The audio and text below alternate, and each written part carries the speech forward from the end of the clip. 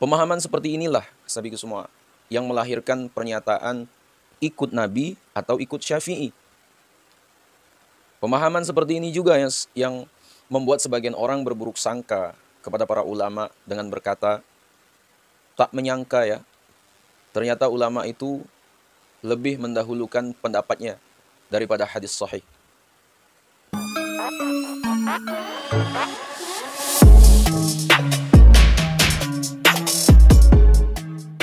Bismillahirrahmanirrahim. Alhamdulillahilladzi an'amana bi ni'matil iman wal islam wa nusalli wa nusallimu ala khairil anam Sayyidina Muhammad wa ala alihi wa sahbihi ajma'in, amma ba'du.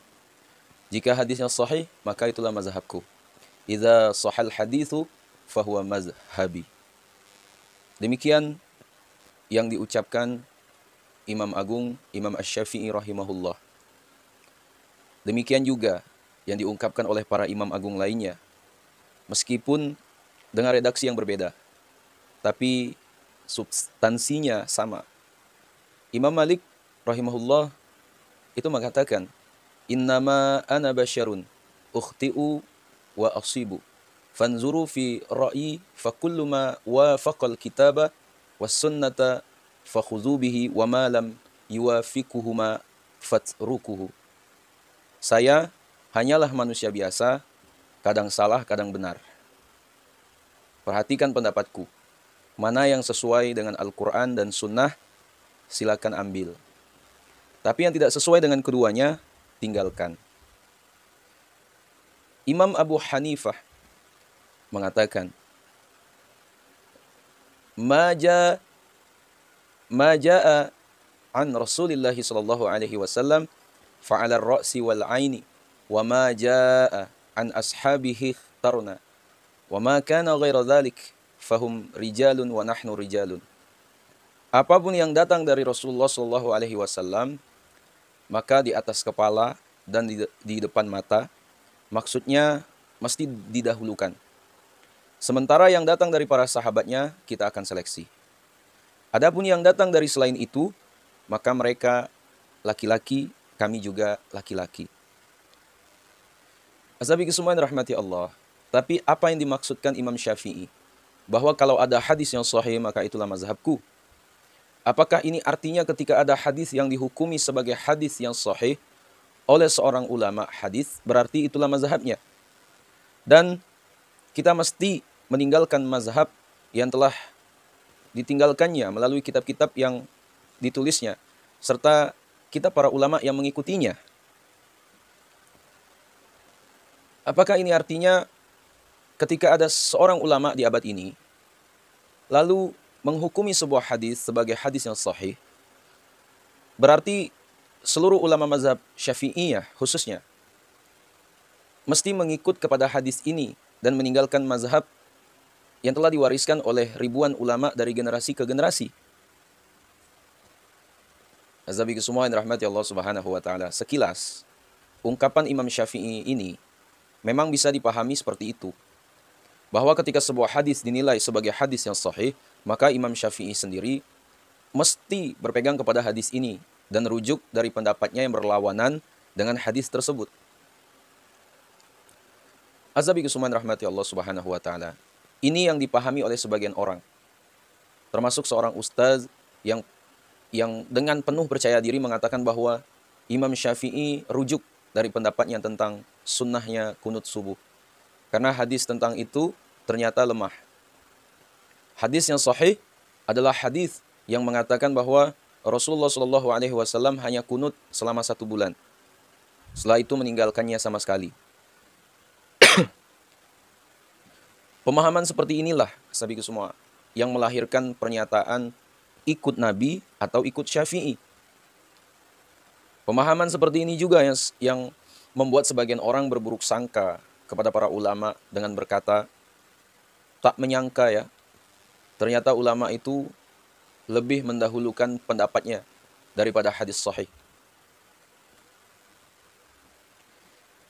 Azabi kesuman rahmati Allah, mendiskusikan hal ini secara mendalam tentu tidak mungkin dalam ruang terbatas ini. Dalam video ini kita akan paparkan intisarinya saja. Semoga bermanfaat bagi kalian yang menonton. Pertama, Imam Syafi'i itu dijuluki dengan Nasirus Sunnah, pembela sunnah. Julukan ini disematkan pada beliau atas jasa-jasanya membela sunnah dari pengabaian sebagian ulama di masa itu yang lebih mendahulukan qiyas daripada hadis sahih. Ini artinya, kalau ia tahu bahwa sebuah hadis tidak sahih, tentu beliau tidak akan menjadikannya sebagai dasar dalam pendapat atau mazhabnya. Kedua, Imam Syafi'i itu murid terbaik Imam Malik, Imam Darul Hijrah, Sufyan bin Uyainah, Muslim bin Khalid Az-Zanji, Muhammad bin Al-Hasan, Ismail bin Ulayah, dan para penggawa hadis lainnya yang sangat banyak.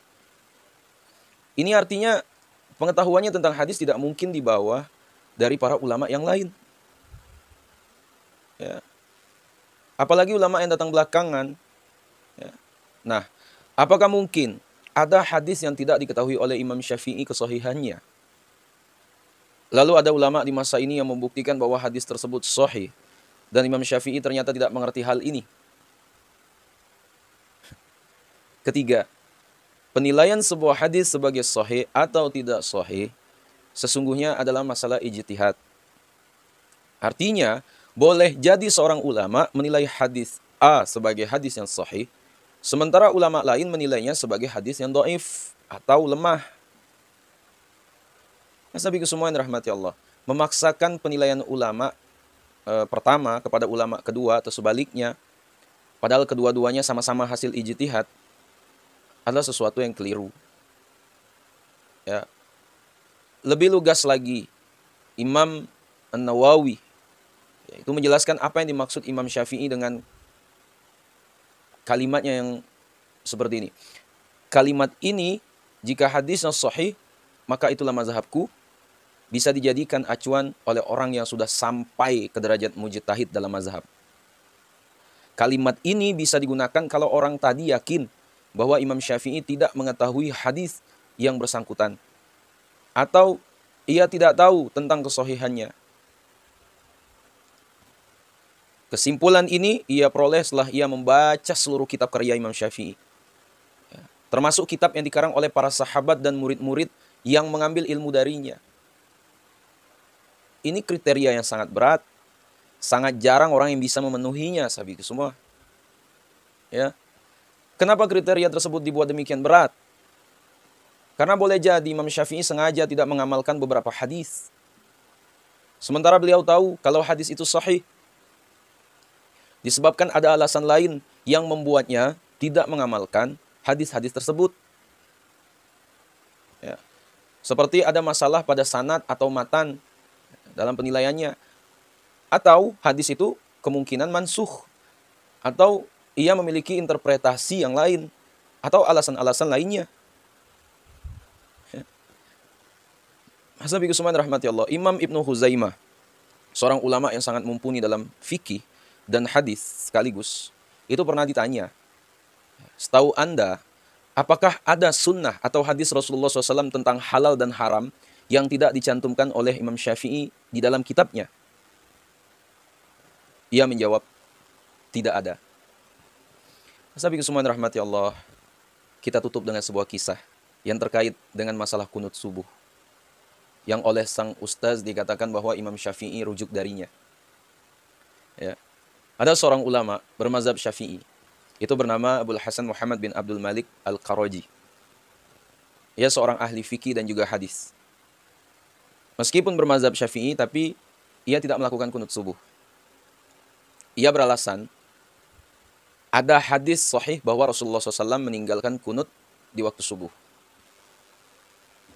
Ia bercerita, suatu malam, aku bermimpi bertemu dengan Imam Abu Ishaq Asy-Syairazi, ulama mazhab Syafi'iyah terkenal, pengarang kitab Al-Muhazzab. Aku mengucapkan salam padanya dan ingin mencium tangannya, tapi ia menolak dan berpaling dariku. Aku berkata, Tuanku, aku ada salah, seorang muridmu. Aku mempelajari kitabmu Al-Muhazzab. Ia berkata padaku, kenapa engkau tidak kunut subuh? Aku menjawab, karena Imam Syafi'i sendiri yang mengatakan bahwa kalau ada hadis sahih, maka tinggalkan perkataanku. dan berpeganglah dengan hadis. Aku pun menjelaskan padanya tentang hadis sahih, tentang kunut seperti yang aku pahami. Ia hanya tersenyum dan menyimak penjelasanku sampai selesai.